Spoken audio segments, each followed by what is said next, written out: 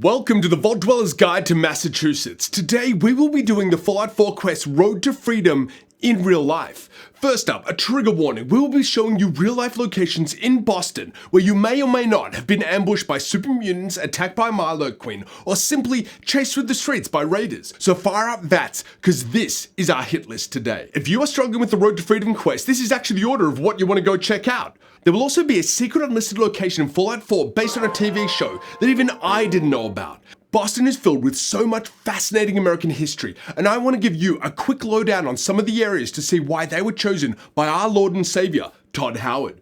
On today's journey, I'll be joined by my fellow Australian and CG Cookie instructor, PAUL CAGGEGI. But I know Paul from his hilarious comic strip, Homebase, that I had the absolute honor of editing. My name is Jason Badow. I'm a comic book artist for DC Comics, and I'm currently drawing DC Comics' Black Label graphic novel, Joker Harley Criminal Sanity, Volume 2. I've also had the absolute pleasure of writing with Lindsay Sterling on her graphic novel, Artemis. And like the founding fathers of the actual Commonwealth, I am a pilgrim of pop culture, journeying my way through comics, movies, television, and video games. And dearly beloved, in the name of our Todd who arts in heaven, we are gathered here today to celebrate our love for Fallout 4. So crack a cold Nuka-Cola Quantum and suck down those rads, because today on the panel, we go investigate Fallout 4's Boston in real life.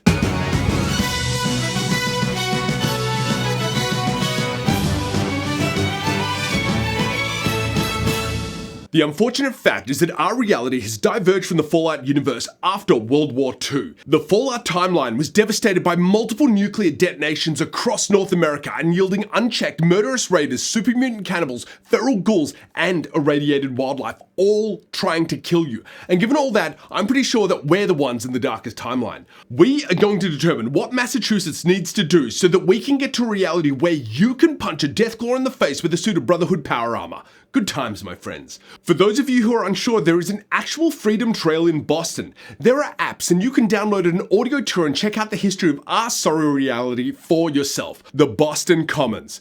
The first thing you gotta know is that the geography of our reality is absolutely messed up. Things are much, much further apart, and Paul and I have honed our cardiovascular systems through decades of playing video games. We can press that sprint button down for hours, my friends, but actual running, let's just say that we haven't put any perks into that. Turns out, the North End areas are all within our capacity for real life walking distance, but the Commons and the State House, not so much. So what we are committed to this tour, we're just gonna drive by the Commons and the State House. And over here, you can maybe see a body of water, and that is where the Swan is in there. I can actually see some of the Swan boats. So yeah, there should be a giant super mutant lying underneath the water over there. We're gonna swing around and eventually head up to the State House.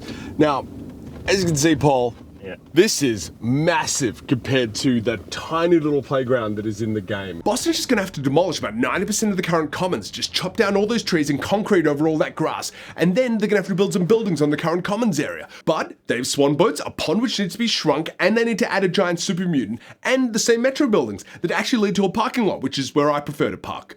Sorry, Boston, this common sucks for accuracy. 2 out of 10. The State House. Now, I promise we are going to get out of the car after this, but the Commons and the State House were just unreasonably far from the rest of the Freedom Trail for 2 people whose daily ambulation is to go to the fridge.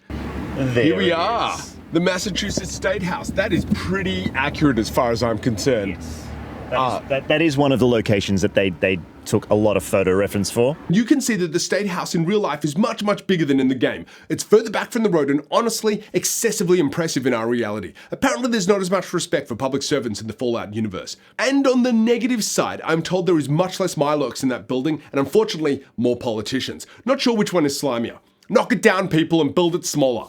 5 out of 10. The Granary Burial Grounds. As soon as we arrive, some cop locks the gate right in front of us. Now, I wasn't about to press T and wait overnight, so I just exercised my mutant gift of being 6'1" and held my camera up over the wall. All right, so in the game, this is called the Granary Burial Grounds. This is the cops' burial ground in the north end of Boston. This looks a lot more like it. So it is a lot smaller and is also on a completely different angle to the game, but that's pretty close. The difference is it is absolutely massive. Again, like the Commons and the State House, things are much, much bigger IRL, but it looks pretty much all the same there. 5 out of 10. The Old South Meeting House. Hi Paul, we've made it to the Old South Meeting House, which is also called the Old State House in the game, and this is where we meet Hancock. This is also happens to be where I got married. So there we go. There are ghouls inside apparently, ready to marry you.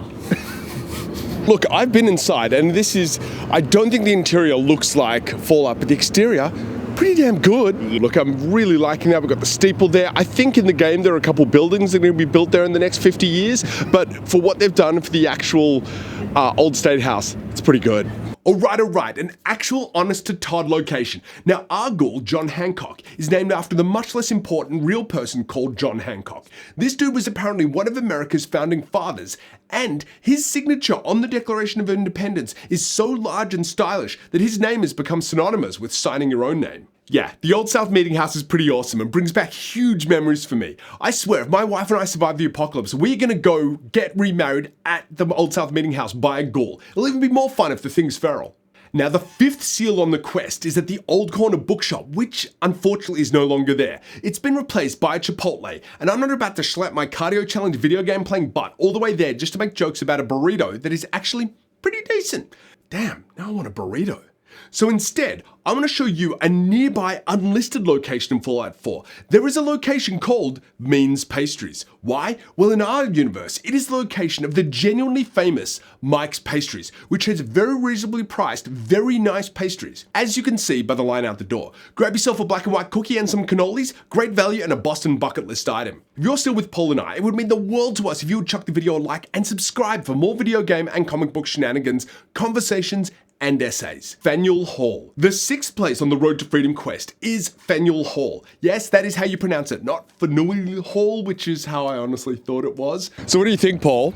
So I recognize the stairs in front of me. You come down for the first time, if you've ever played Fallout 4 for the first time, you come down those stairs and then you're in front of Faneuil Hall and you get your ass kicked by super mutants. And yes, those are the stairs that you come down and then you make your way across to Faneuil Hall, and this is where you get yourself beaten like a red-headed stepchild by super mutants, where perhaps you hold your own or perhaps you run like a little girl for the doors and zone into even more trouble. I think I'm actually having a small bit of PTSD dealing with looking at this building. Although I do feel they could add some couple of blood bags around, some cages I think would look nice hanging off some of these things, which you can see that they've already set up for the super mutants, all ready to move in.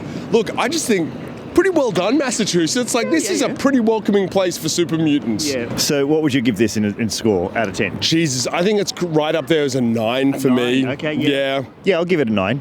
It's even got some smoke coming out of the street over there, which is very, very on point. That is absolutely very on point. I'm really impressed, man. I think this is pretty good as far as I'm concerned. The location of the 7th seal in Fallout 4's Road to Freedom quest is the Paul Revere house. Man, it seems that both realities are really into this Paul Revere fella. Welcome to Paul Revere's house. This is in the game. You could walk past it, but there's nothing. There's another location that you showed me later on, which we are going to show people that I did not know about, which is pretty cool. Look at it. It looks pretty much spot on. 10 out of 10 here. Just needs a nuke or two, and I'm not going to hold that against them here. The North End Church.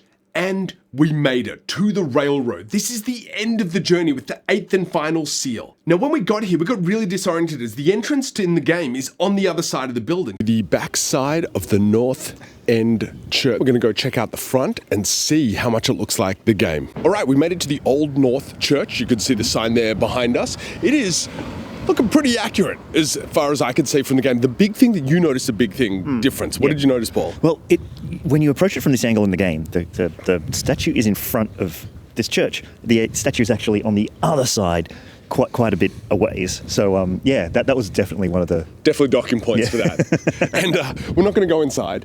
This is pretty cool to see this absolutely beautiful historical landmark and also see it from the game. Let's go check out the statue. Let me tell you what happened here. The sexton of the church, yes, that is an actual real title that I wish I could earn today. Hello, my name is Jason Badower, sexton of the Church of Comic Books. I don't know what it means, but it sounds dirty enough that I actually want the title.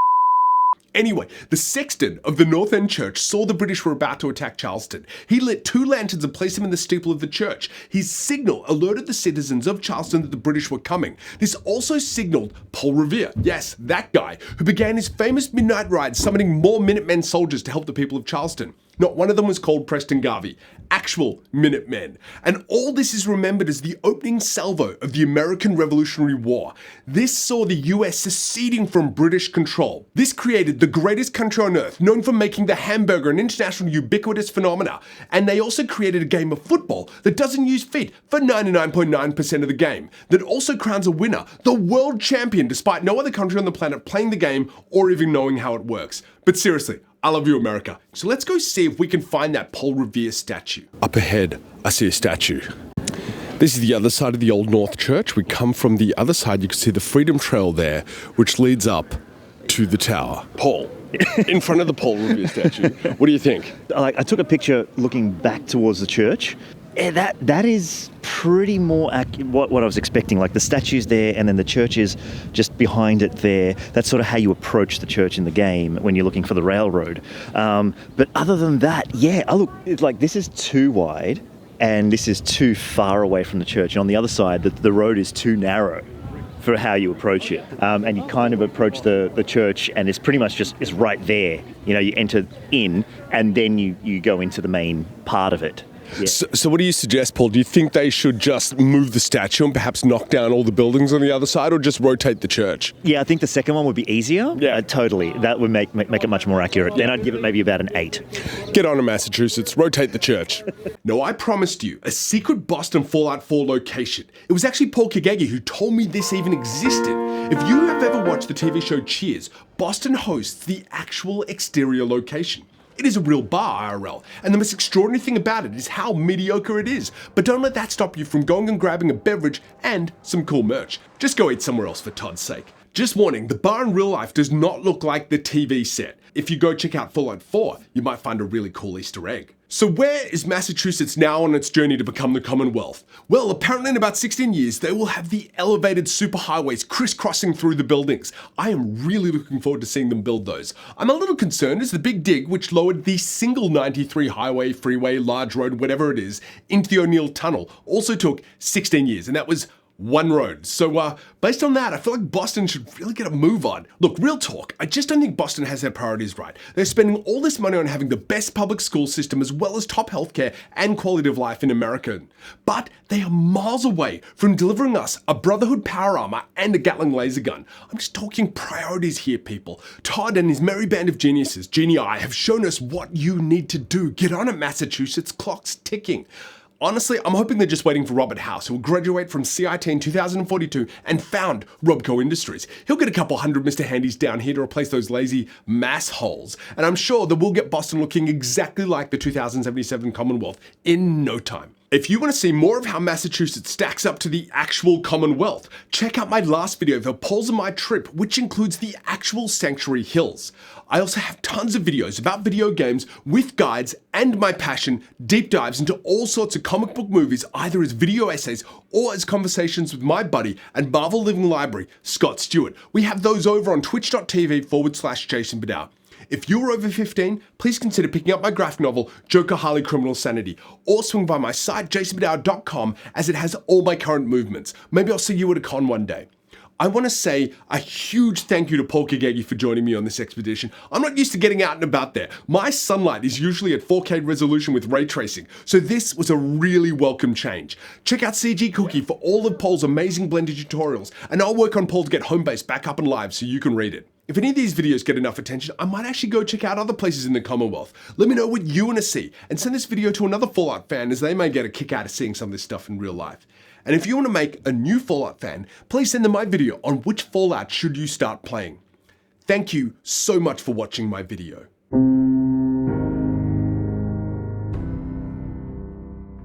I actually got to meet up with my longtime channel sponsors, Linda and Rob of notesandclips.com. They are the nicest people, and I am so grateful for their support. Now, Linda gave me a bunch of her stationery boxes, and I want to show you what's inside the navy tartan box. The box itself is beautiful. You are going to want to keep this. In fact, I think I'm going to keep all my drawing pens in here. Let's go in. Ooh, very nice. Very nice. Let me, oh, wow. The presentation is beautiful. Even Apple would be jealous of this one.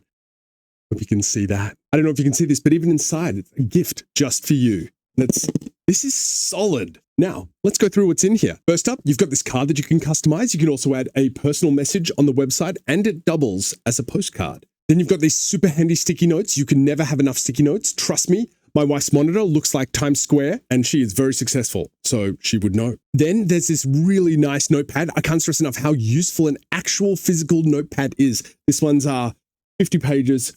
Really nice. That'll keep you going. Then we have Linda's planner stickers. I have watched videos of unboxings and all the experts agree the absolutely unequal quality of notesandclips.com's stickers. Here's a secret. Linda actually hand makes these and prints them out at home, and they are of the highest professional quality. It is unbelievable how good these stickers look, and they're incredibly useful. Next up, we have two unruled 120 GSM notebooks. Unruled is the best for high-level note-taking like mind maps, and this is really nice paper. I actually think I could probably watercolor paint. And believe me, I know paper. I am a paper snob. This pen is beautiful. I'm going to keep this on me. And when people want to borrow a pen, I'm going to whip this out, and they're going to be like, whoa, this dude's money. Very nice pen. Then a happy birthday card and envelope. Why do you want a blank happy birthday card and envelope? So you don't have to shop for one at the last minute when you forget someone's birthday. This is like giving someone a solution to a future problem. What a stationery box. This is an incredible gift. And what do Linda and Robert, notesandclips.com, charge for this? $30. Come on now. And it gets even better. And if you use the code BADOWER25, you'll get the best current site-wide discount. Notesandclips.com is all the gifts you will ever need to give. Go to notesandclips.com or their Etsy store, etsy.com/UK/shop/notesandclips. Thank you, Notes and Clips, for being a sponsor on today's video. Not for nothing, but when I was reviewing this footage, I realized that I think I might have succeeded on my charisma ability check with these two beautiful ladies. Any day somebody looks at you like this, that is a good day, my friends. This video could get 0 likes and views, and after this, I'd still consider it a win, even if I'm totally misinterpreting their reaction. But if you want to be the icing on the cake and throw me a like, that would be genuinely appreciated. See what I did there? Icing, cake, pastries, hashtag I love puns, hashtag I love you. Thank you again.